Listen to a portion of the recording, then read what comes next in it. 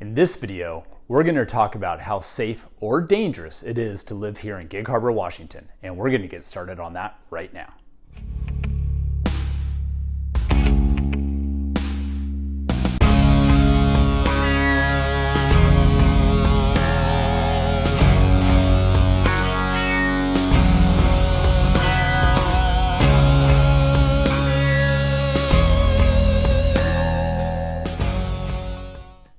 Hey everybody, my name is Darren Rivers. I am the Northwest Realtor.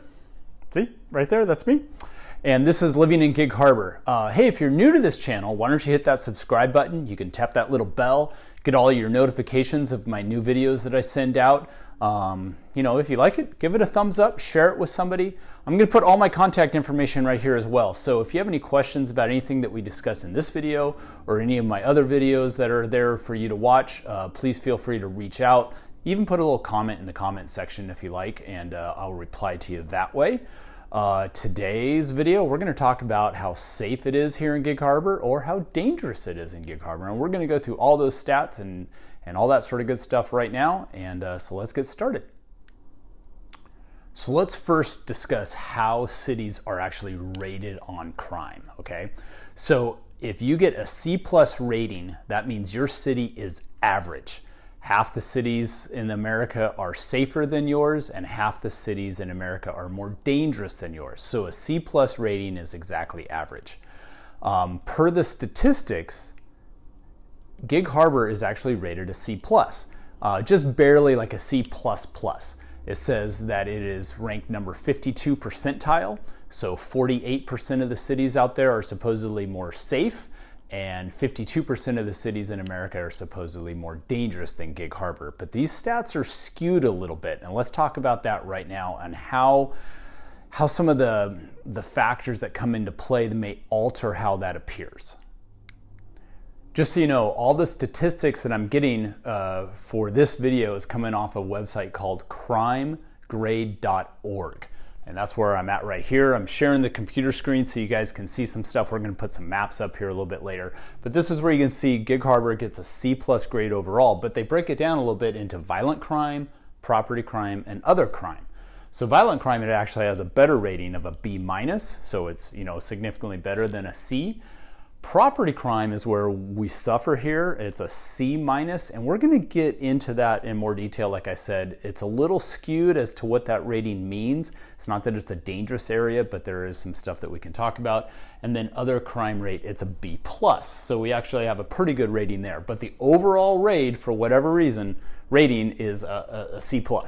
Also, fun fact that I saw on here, to get this, crimes occur in Gig Harbor every 8 hours and 26 minutes. So statistically, we have 3 crimes here a day in Gig Harbor of one nature or another.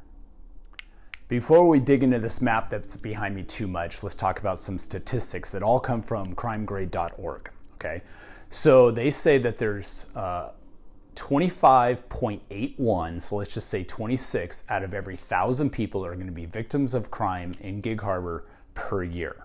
And they also talk about that the northeast part of Gig Harbor is statistically safer than the southwest part of Gig Harbor.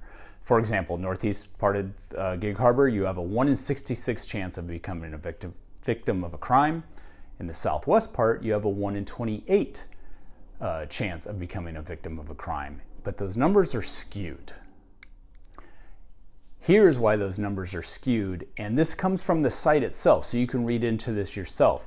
So they talk about the northeast part of Gig Harbor being safer. Well, that's all right up here. Well, it's safer. It's just a bedroom community. It's just residential. There's no commercial stuff there. There's no retail shops or anything like that. So all the crimes that take place in the southwest part down here, where the colors start changing a little bit, well, guess what? There's a lot of retail and shopping there. So you get shoplifting. You get cars broken into at the movie theater and things like that. So it's crime that occurs in more concentrated area, and you're a victim of a crime if you're a shop owner and something gets stolen out of your shop with a shoplifter. So that's where it's kind of skewed. It's not that this area is more dangerous, it's just statistically more crime is going to take place because of the type of zoning it is and what kind of structures are there, businesses, shops, things of that nature. Now we can dig into this map. So this is the overall crime map for all of Gig Harbor. And as you can see, the northeast part is rated really, really well. Green is an A+ rating, this dark green. This red here is actually a D rating. And again, the website goes into this. There's some parks here, and they say parks tends to be a real central hub for property crime. Cars get broken into and vandalized and stolen. There's a big park here called Semmel Park, which is where a lot of like Little League games take place and soccer games. It's a really big complex. They have adult softball leagues there. It's really busy. A lot of people come and enjoy the park there, but guess what? When they're doing that, their car is parked several hundred yards away and some vandalism takes place and you know, breaking into cars and even stealing cars. So that's why this area is highlighted so much. So it's not that you're in danger of going there or you're going to be assaulted or anything, but statistically you're more likely that your car may be broken into or something like that just because of what you're going there for. I wanted to show you this little chart here as well. So this talks about the violent crime and it breaks it down a little bit more. And just to give you a sense of security, this is based on every 1,000 residents. So out of every 1,000 residents, the odds of you being assaulted are just barely over one person out of every 1,000 is assaulted per year, okay? Being a victim of robbery, less than, or just over a half a person out of every 1,000. So basically 1 out of every 2,000 people are a victim of a robbery per year.